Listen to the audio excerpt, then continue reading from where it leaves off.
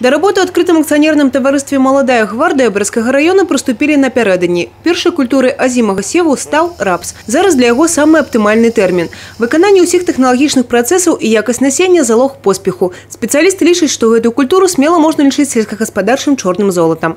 Мы в нашем хозяйстве обычно высеваем 300 гектаров озимого рапса.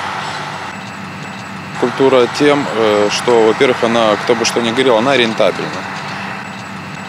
При достижении, скажем так, урожайности 30 центнеров с гектара, она довольно себя неплохо окупает, и все затраченные средства, они отбиваются.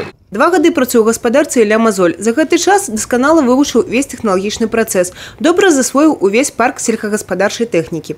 Новая селка, все датчики, все работают.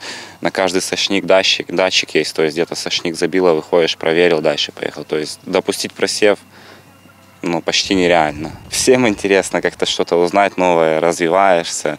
Там где-то какого-то опыта набрался, там-то. Згодом з кліматичними умовами Брестський район у авангарді озимого севу. На сьогодні вже засіяно 33,5%. Уся площа, виділена під посіви, 3800 гектарів.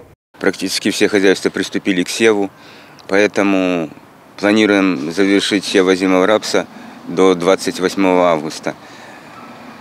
Технология у нас отработана, рапс очень выгодная культура, поэтому практически мы в этом году получили 12 170 тонн рапса при урожайности 31,8 центнера с гектара. Культура очень рентабельная, цена хорошая, плюс это корм для крупного рогатого скота, то есть шрот.